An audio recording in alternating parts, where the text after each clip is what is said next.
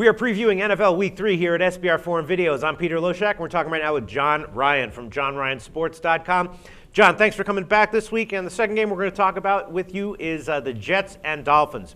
Now, the Jets, of course, shocked everyone in Week 1, came crashing way back to earth in Week 2. And the Dolphins looked very good last week at home, getting a big win over Oakland. The Dolphins, though, are 2.5-point home underdogs, and I'm thinking that that might be the side with value. I mean, Miami's running the ball very well. They're stopping the run very well. Yes, Tannehill's the quarterback, and, that makes me nervous and scared. But overall, I think they're playing the trenches is solid enough to warrant a play on them as a home dog. What do you think? I agree, Peter. I think Miami is the play here. It's a home dog that is going to be a live home dog. And what we have after 2 weeks, and granted that's not a big sample size, but we have 32 teams in the NFL. We have 20 that are 1-1. We have 6 that are undefeated and 6 that are winless. And that reflects the parity. And I think you've also seen in 2 weeks where one team can look incredibly good. Boy, they're contenders, and turn around the next week and look like nothing even close to being a contender. With that said, I think the teams that can consistently run the football are the ones that are going to do well this year over the course of a 16-game season. Miami can be one of those teams, as was Tampa Bay, or is Tampa Bay.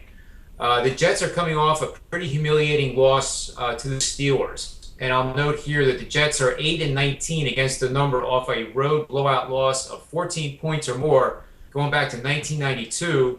They're also 1-9 against the number in road games after allowing 25 points or more in 2 straight games since 1992. And that last one underscores the fact that the Jets defense is nothing what it was when they did make the playoffs in years past. So if Miami runs the ball successfully, it opens up the play action pass, and Miami then can do whatever they want in the third and fourth quarter, and I think they'll have a chance to win the game. All right, sound analysis. Just one quick question, though. I mean, they got torched in the passing game by Pittsburgh last week, right? Obviously, that was their big vulnerability. That's why they got blown out. But how much of a liability is Ryan Tannehill? I mean, they're not going to get torched by him this week, are they? I think with Miami's ability to run the ball, I think they could, but it'll be in the second half. And I think the tendencies that we see in these games, and even at the college football level, is an offensive line can wear down a defensive line, but it takes time. There might be plays, that are 3 and out. There might be 6-play drives and then a punt.